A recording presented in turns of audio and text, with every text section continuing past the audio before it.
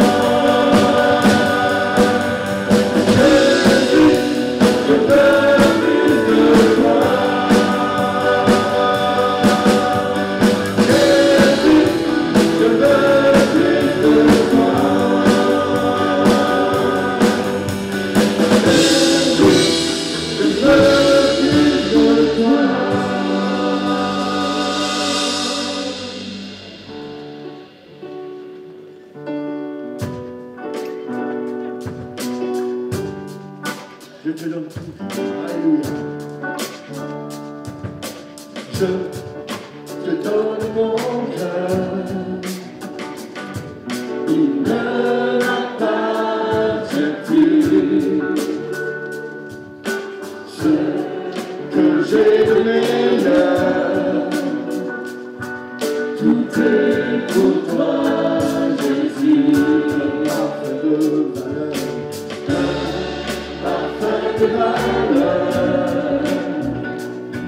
Sur toi est répandu.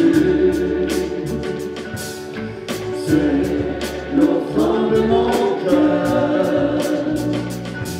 Je suis à toi, Jésus.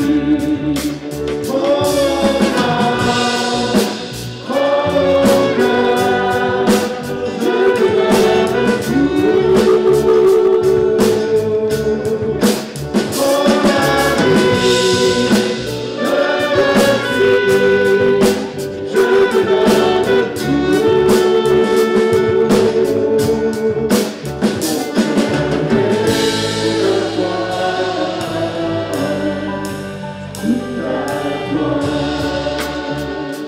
Je te donne mon cœur. Je te donne mon cœur. Il ne m'appartient plus. Ce que j'ai de meilleur, c'était pour toi, Jésus. Un parfum de valeur, sur toi est répandu. C'est l'offrande de mon cœur. Je suis à toi, Jésus. Oh mon âme, oh mon cœur, je te donne tout. Oh ma vie, merci, je te donne tout. Oh mon âme, oh mon âme, oh mon cœur, je te donne tout. Oh ma vie, merci, je te donne tout. Oh mon âme, oh mon âme, oh mon cœur, je te donne tout.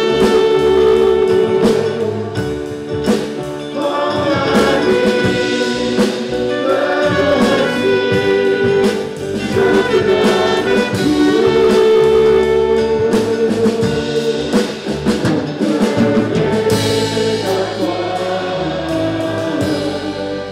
Tout à toi, mon cœur est à toi, tout à toi. Alléluia, alléluia, mon cœur est à toi. Alléluia, c'est pas seulement des paroles, Seigneur, mais nous voulons vivre ce que nous chantons, Seigneur. Et nous voulons t'exalter tous les jours de notre vie. Alléluia. Gloire à Dieu, parmi toutes les nations. Gloire à Dieu.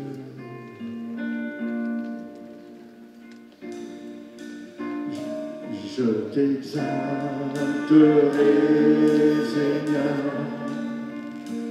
parmi toutes les nations. Je célébrerai, je chanterai ta gloire. Par ton immense amour, s'élève jusqu'au but. Ta fidélité jusqu'au ciel. C'est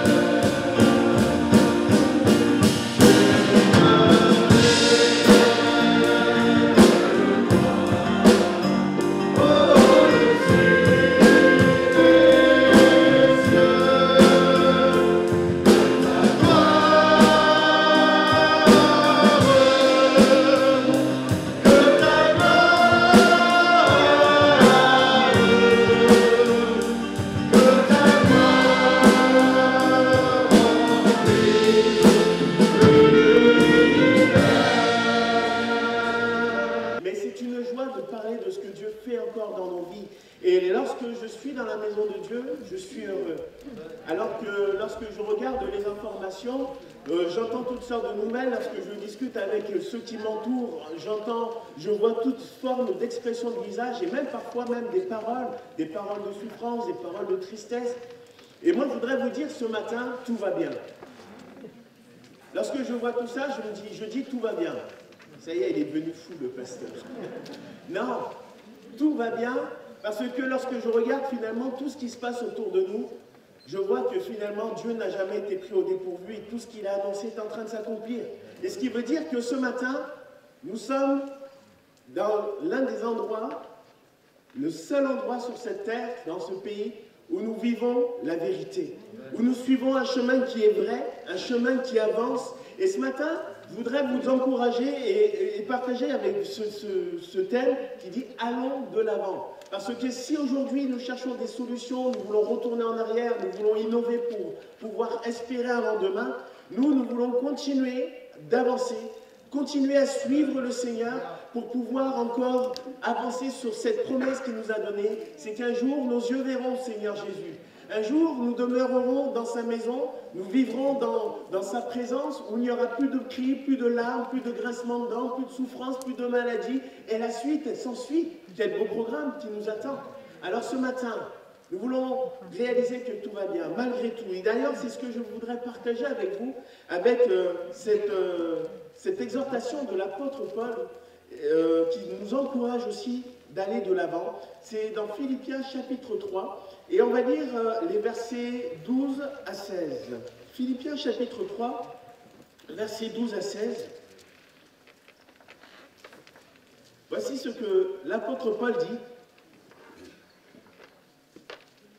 Ce n'est pas que j'ai déjà remporté le prix ou que j'ai déjà atteint la perfection, mais je cours pour tâcher de le saisir, puisque moi aussi j'ai été saisi par Jésus-Christ. Frère, je ne pense pas l'avoir saisi, mais je fais une chose, oubliant ce qui est en arrière et me portant vers ce qui est en avant, je cours vers le but pour remporter le prix de la vocation céleste de Dieu en Jésus-Christ. Nous tous donc, qui sommes parfaits, ayons cette même pensée. Et si vous êtes en quelque point d'un autre avis, Dieu vous éclairera aussi là-dessus. Seulement, au point où nous sommes parvenus, marchons d'un même pas. Amen. Voilà un bel encouragement que nous pouvons lire. Il y a un lien particulier entre l'apôtre Paul et l'église de Philippe, puisque c'est l'église, quand on dit l'épître de Paul aux Philippiens, c'est que cette lettre s'adresse à l'église de Philippe. Et il y a un lien particulier puisque l'apôtre Paul a été un des fondateurs de cette église, accompagné justement de Silas et de Timothée. On peut retrouver ces faits dans Acte 16. Il a été fondateur de cette église, mais il a aussi pu bénéficier à plusieurs reprises de soutien financier, de soutien pour la cause de Christ. Et ce qui me fait dire qu'il y a quand même quelque chose de particulier, une relation quand même étroite entre l'apôtre Paul et l'église de Philippe. Cependant, lorsque l'apôtre Paul écrit cette lettre, l'apôtre Paul n'est pas au cœur de l'église, il est en prison. Il est éloigné il vit dans une situation qui n'est pas forcément la meilleure, ni la plus plaisante, ni la plus confortable, ni la plus joyeuse. Mais l'apôtre Paul va écrire cette lettre parce que cette situation va justement décourager l'Église. Elle va lui faire perdre un peu de courage, d'espérance. Cette Église aura peut-être eu même cette tendance, je dis bien peut-être parce que c'est une supposition, de perdre cet élan dans l'œuvre à laquelle elle a été appelée, de faire des nations de disciples, de pouvoir communiquer l'évangile, de pouvoir être des témoins. Et l'apôtre Paul va écrire cette lettre pour redonner du courage, redonner encore à cette église de l'espérance, tout comme nous ce matin. Je pense qu'il y a de quoi être découragé, de voir les circonstances qui nous environnent, de voir la façon de penser autour de nous concernant les choses de Dieu, où nous nous éloignons, ou lorsque nous voyons que les choix et les décisions de notre société vont à l'encontre de ce qui plaît à Dieu. Nous pouvons être découragés, nous pouvons perdre courage et nous dire « est-ce que je suis sur le bon chemin ?» Mais ce matin, nous voulons dire allons de l'avant. Nous voulons aller plus loin. Parce que l'apôtre Paul va dire ceci dans Philippiens chapitre 1, verset 12, dans le premier verset. Et il va dire, je veux que vous sachiez que ce qui m'est arrivé a plutôt contribué au progrès de l'Évangile. Ce qui est arrivé à l'apôtre Paul, en fait, ça a permis à l'accomplissement de la volonté de Dieu. Et je voudrais vous dire ce matin que ce que nous traversons aujourd'hui, ce n'est pas une catastrophe humanitaire, mais c'est l'accomplissement du plan de Dieu pour l'humanité. C'est la volonté de Dieu qui est en train d'avancer et qui va bientôt arriver à son terme. Et nous voulons être rassurés parce que finalement, si certains sont sans espérance, si certains sont découragés, se sentent perdus, nous sommes dans la main du Dieu Tout-Puissant, vivant et vrai, qui lui connaît toutes choses depuis le commencement. Il est omniscient. Et je crois vraiment que ça doit nous rassurer ce matin. Parce que notre fin à nous n'est pas celle que nous voyons, n'est pas celle que nous envisageons comme cela humainement parlant, mais c'est celle qui se trouve dans les promesses de Dieu. Sommes-nous découragés par les événements actuels? Perdons-nous confiance ou courage dans les promesses de Dieu? Ce matin, je voudrais que nous puissions avoir une vision ou un regard qui nous fera aller de l'avant. C'est important, parce que parfois ce que nous voyons nous freine. C'est comme le peuple d'Israël lorsqu'ils se retrouvaient face à Goliath. Il y avait toute l'armée des Philistins, mais juste Goliath s'est dressé contre l'armée d'Israël et a sommé ce peuple, l'a intimidé par son éloquence et sa prestance. Il les a intimidés et le peuple est resté figé pendant plusieurs jours face à David.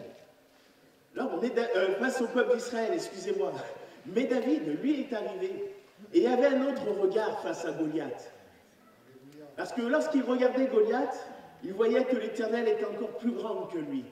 Et moi, je voudrais vous dire qu'aujourd'hui, ni les événements, ni l'intimidation, ni l'influence, ni les courants de pensée, rien n'est au-dessus de ce que Dieu a prévu pour nous. Tout ce que nous voyons aujourd'hui a été annoncé. Et nous voulons garder confiance. Et ce matin, je voudrais que nous puissions regarder sur ce qui nous fait aller de l'avant. Qu'est-ce qui nous fait aller de l'avant? Je vais le souligner en 3 points que nous avons lus. La première chose, c'est une chose à faire, c'est de faire le point. Il dit, je vais oublier ce qui est en arrière et me porter vers ce qui est en avant. Ce qui est important ce matin, c'est de laisser ce qui était en arrière. Parce que lorsque ça ne va pas, on a souvent tendance à reprendre ce que nous avons abandonné. Lorsque ça ne va pas, on a souvent tendance à vouloir retourner en arrière. Pourquoi? Parce que pour nous, c'est souvent un schéma de sécurité, on se sent mieux. C'est quelque chose que nous avons connu, alors on se dit finalement, j'ai peut-être moins de danger. Mais nous ne voulons pas retourner en arrière et ni retourner dans des schémas que nous avons connus, parce que ces schémas, lorsque nous regardons ce qui était en arrière, c'était des schémas qui produisaient la mort. Nous devons savoir oublier le péché. Nous devons savoir oublier notre propre conception. Nous devons savoir oublier notre propre façon de vivre et savoir encore aujourd'hui faire confiance à Dieu.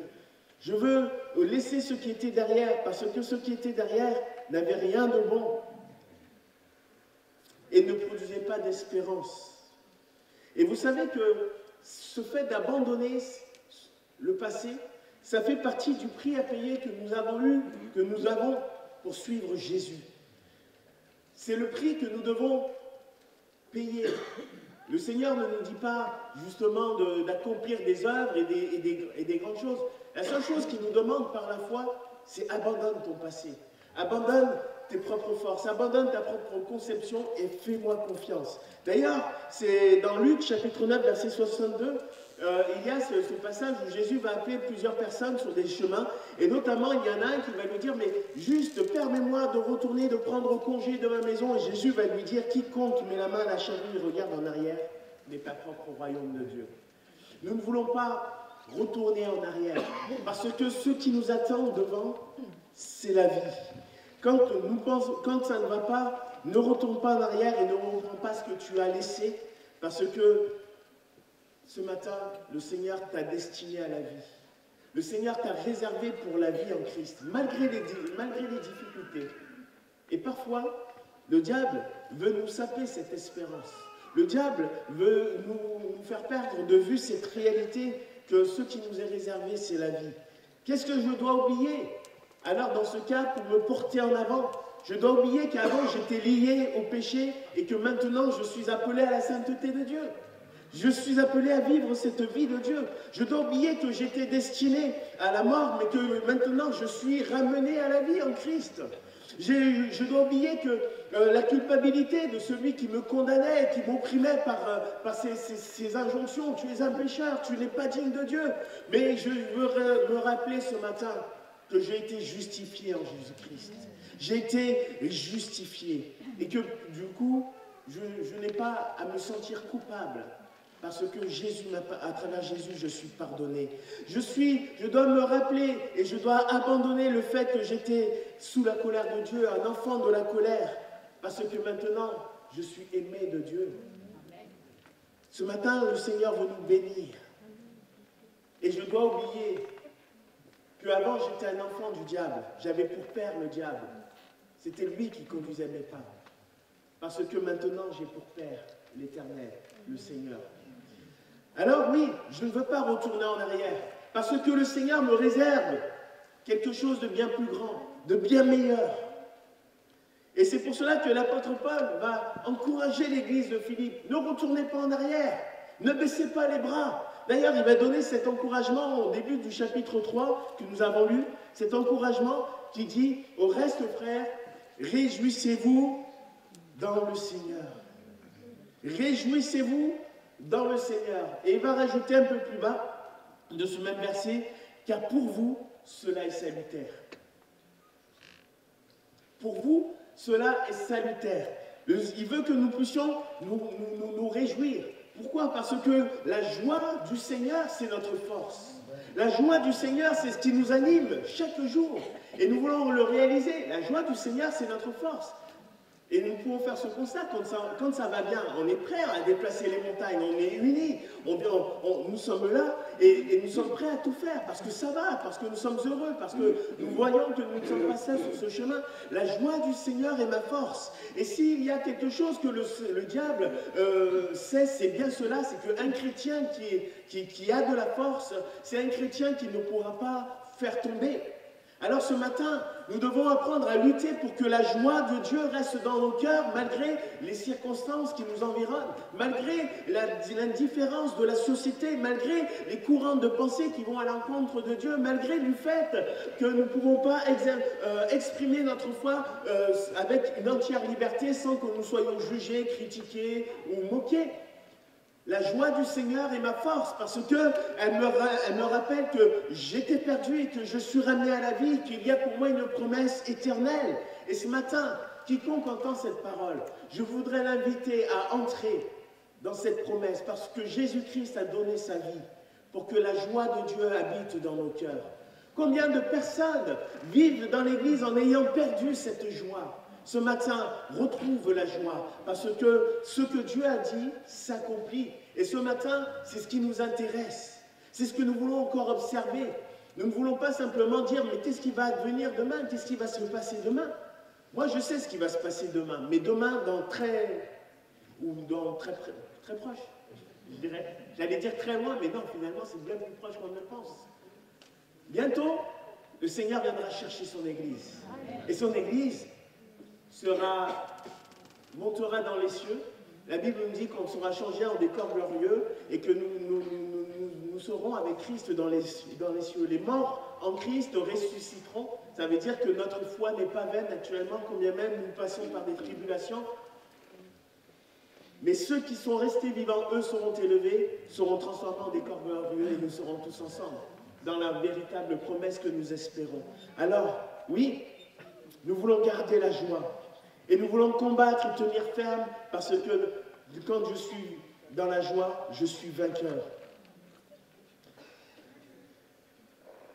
Il donne un conseil pour cela, pour garder, justement cette joie. Et je vais vous lire juste le début de ce chapitre 3, où il dit « Au reste, frères, réjouissez-vous dans le Seigneur, je ne me lasse point de vous écrire les mêmes choses. Et pour cela, et pour vous, cela est salutaire. Prenez garde aux chiens, prenez garde aux mauvais ouvriers, prenez garde aux faux circoncis, car les circoncis, c'est nous qui rendons à Dieu notre culte par l'Esprit de Dieu, qui nous glorifions en Jésus-Christ et qui ne mettons point notre confiance en la chair. Moi aussi, cependant, j'aurai sujet de mettre ma confiance en la chair. Si quelqu'un d'autre croit pouvoir se confier en la chair, je le puis bien davantage.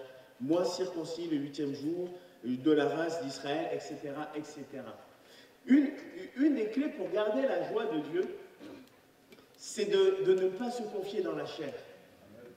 Ça veut dire en nous-mêmes, notre propre espérance, notre propre conception, notre propre façon de penser, notre propre façon d'agir. Aujourd'hui, je voudrais ramener cela parce que souvent nous faisons de la Bible différents courants de pensée. Nous sommes là tous dans un même lieu et il y en a un qui va dire « moi je pense cela », l'autre va dire « non, moi je ne pense pas ça, je veux faire comme ça parce que c'est comme ça que je le comprends ». L'autre va dire « non, c'est pas moi ». L'apôtre Paul nous encourage aujourd'hui à avoir une même pensée. Nous devons apprendre à avoir une même pensée parce que nous avons un seul Dieu et nous n'avons qu'une seule parole. Nous n'avons qu'une seule parole qui nous a été donnée. Et nous devons apprendre à unir notre pensée. À unir notre pensée, ça veut dire abandonner notre conception, abandonner notre propre opinion et apprendre à la mettre à la lumière de Dieu. La pensée, c'est le mot phronéo qui veut dire rechercher son intérêt, mais qui veut dire aussi être en harmonie. Je pense que nous devons apprendre les uns et les autres aujourd'hui à être en harmonie. Comme nous sommes ensemble, lorsque nous avons une même pensée, lorsque nous avons une même direction, nous avons une force. Et pour cela, l'apôtre Paul va dire ceci. Pour avoir une même pensée, il dit « soyez vigilants ». Parce qu'il va y avoir des chiens, mais il va y avoir aussi garde aux mauvais ouvriers. Prenez garde aux faux circoncis. Ça veut dire qu'il y a des vrais circoncis, mais il y a des faux. Il y a des personnes qui voudront nous amener à Christ et d'autres qui ne nous amèneront pas à Christ. Ils nous amèneront certainement à nourrir notre propre ego ou peut-être à nourrir leurs égos. Mais nous, ce que nous voulons nous rappeler, c'est que tout ce que nous vivons, tout ce que nous annonçons, tout ce que nous expérimentons doit glorifier Christ, doit nous amener à Jésus-Christ. Si ça ne nous amène pas à Christ, je vous dirais qu'il y a un danger. Si ça ne nous amène pas à Christ, je pense qu'il y a une erreur de direction. Ce matin, nous voulons lever les yeux parce que c'est Christ qui nourrit notre espérance. Alors nous voulons prendre garde. Et ça nous rappelle que nous devons être vigilants. Le chrétien n'est pas simplement quelqu'un qui va suivre comme cela et qui va simplement obéir à ce qu'un homme dit, mais il va sonder les Écritures, il va chercher, il va apprendre à connaître, il va grandir en cela et il va apporter sa contribution. L'église de Philippe soutenait l'apôtre Paul, je le rappelle. Et l'apôtre Paul va encourager l'église de Philippe. Je pense que ça devrait être comme cela. Je bénis le Seigneur pour tous les ministères qu'il a donnés pour l'édification et la croissance de Christ. Et je crois qu'il doit y avoir un échange.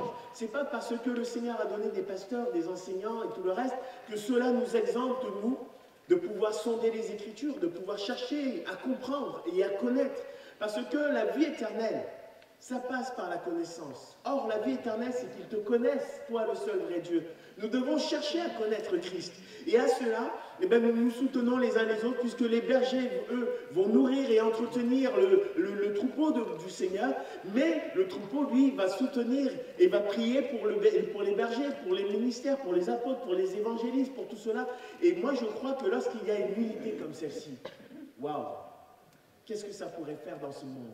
Qu'est-ce que ça pourrait faire dans notre ville de Nîmes? On va parler pour nous dans une petite circonférence. Qu'est-ce que ça pourrait faire dans notre région de Languedoc-Roussillon, de pouvoir, dans le Gard, de pouvoir avoir une église unie, forte?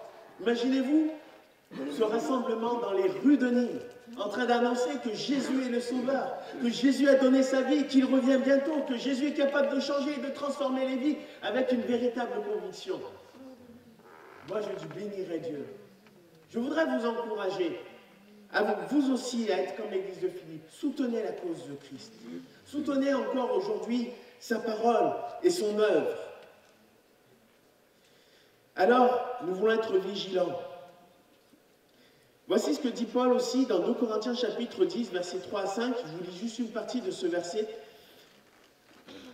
En parlant de ce combat spirituel et de mener à captif nos pensées, il dit « Nous renversons les raisonnements et toutes les hauteurs qui s'élèvent contre la connaissance de Dieu et nous ramenons toute pensée captive à l'obéissance de Christ. » Nous voulons que nos pensées soient les pensées de Dieu.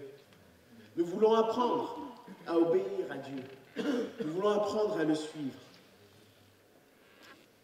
Et il nous dit, si tu es d'un avis différent, eh bien écoute, demande à Dieu, il va t'éclairer. Demande à Dieu et il va t'éclairer. N'entame pas le chemin de la rébellion, n'entame pas le chemin de la controverse, n'entame pas le chemin de la division, mais demande à Dieu pour qu'il t'éclaire et qu'il te guide, parce qu'il ne veut pas que son peuple soit divisé. Le peuple de Dieu n'est pas divisé, mais il est uni.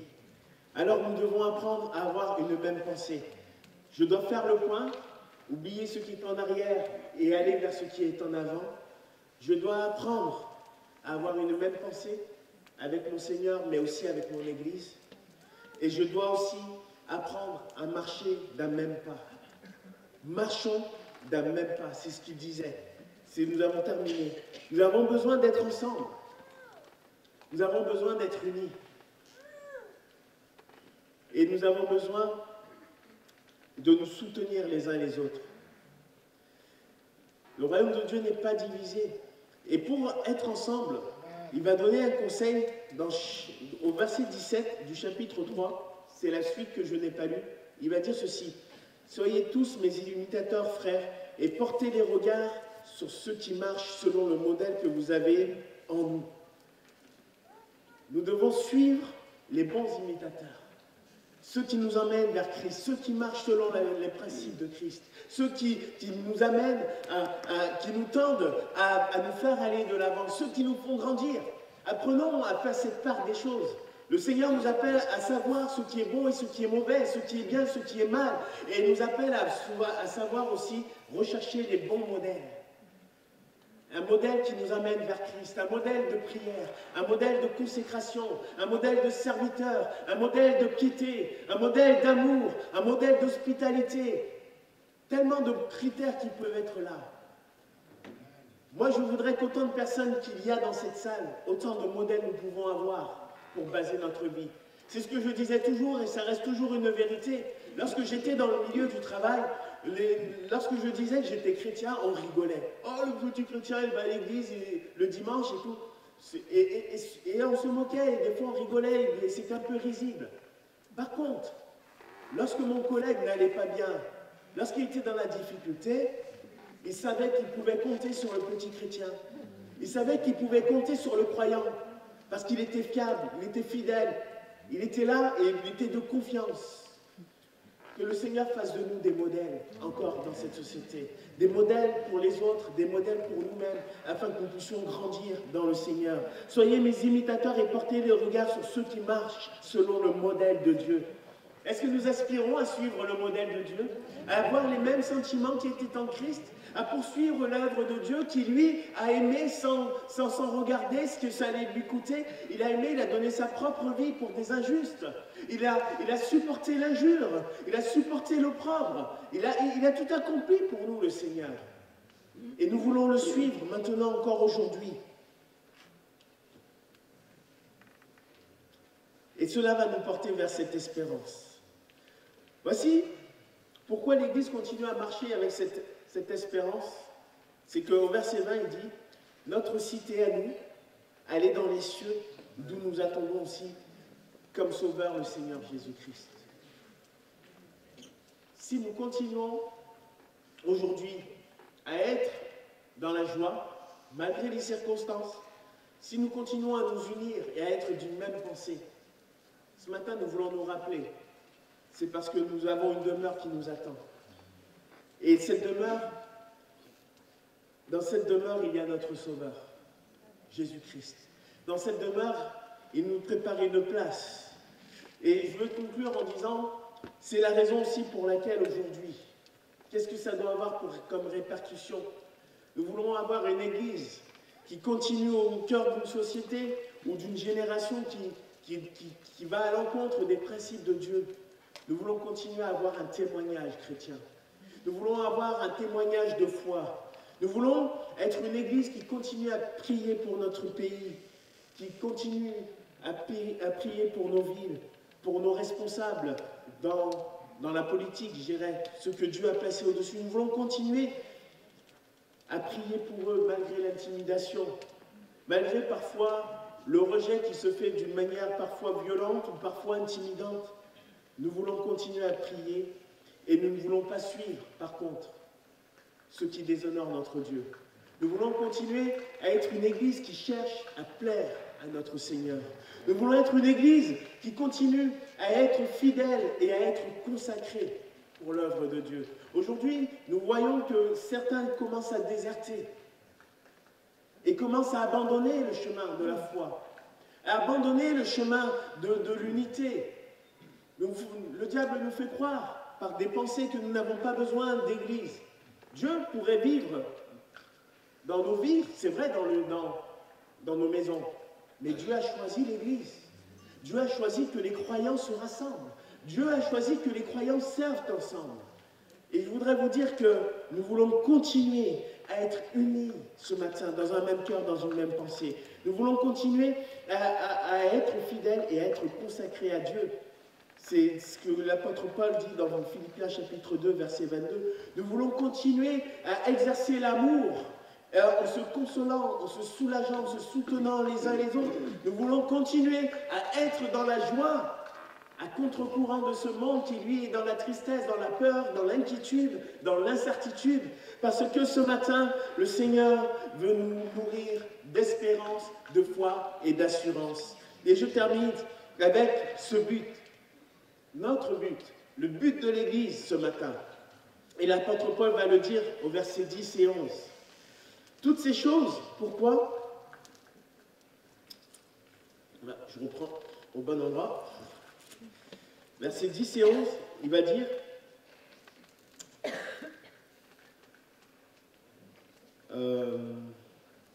par la foi afin de connaître. Je vais le prendre à partir du verset 7 pour être dans la phrase en entier. Mais ces choses qui étaient pour moi des gains, je les ai regardées comme une perte à cause de Christ.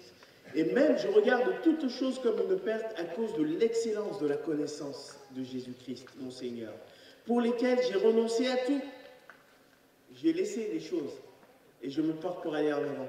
J'ai renoncé à tout et je les regarde comme une boue afin de gagner Christ et d'être trouvé en lui, non pas avec ma justice, mais celle qui vient de la foi, mais avec elle qui s'obtient par la foi en Christ, la justice qui vient de Dieu, par la foi. Et le but, c'est afin de connaître Christ et la communion de ses souffrances, en devenant conforme à lui dans sa mort, pour parvenir, si je puis, à la résurrection d'entre les morts.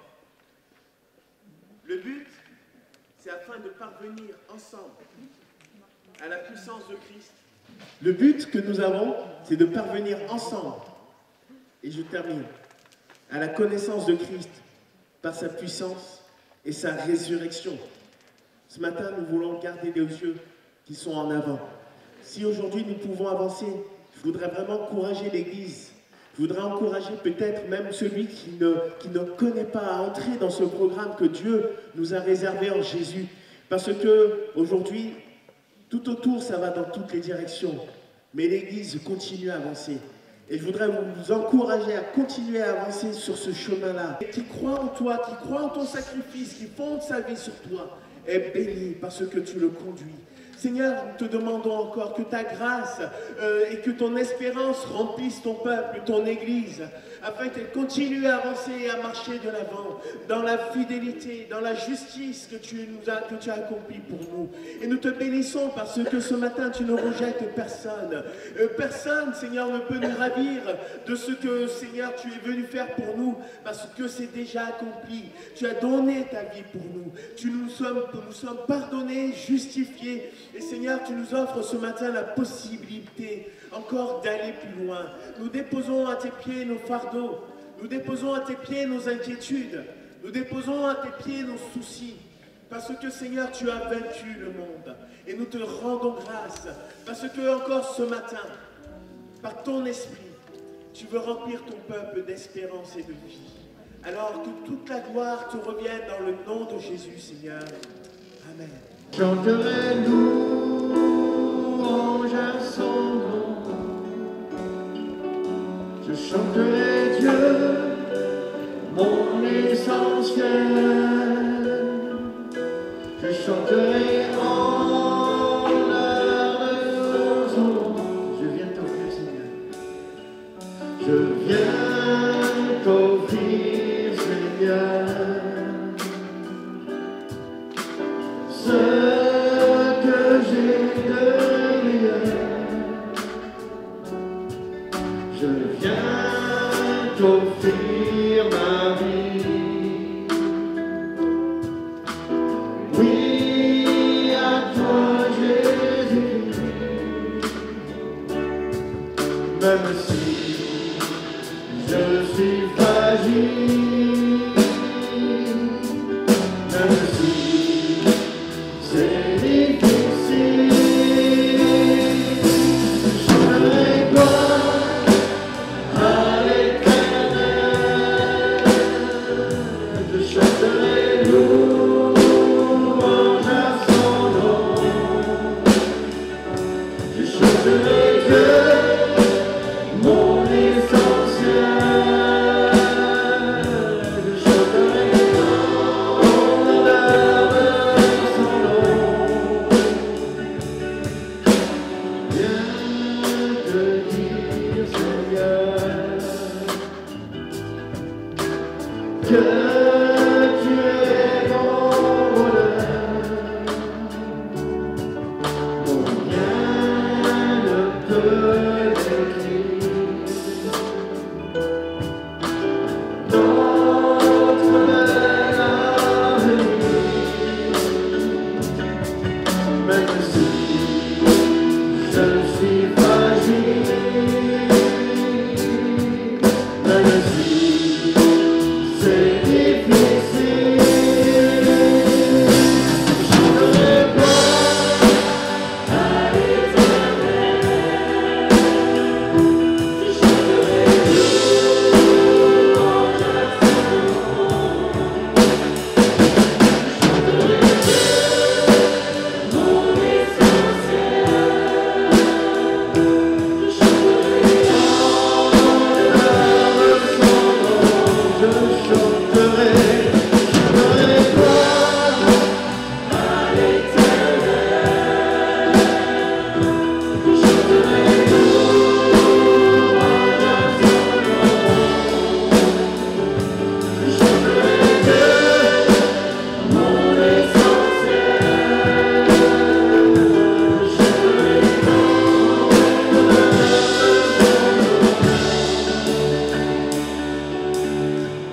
toute ma vie, je redirai que tu as donné ta vie. Toute ma vie, je redirai que tu as payé le prix. Toute ma vie, je redirai que je redis que pour lui.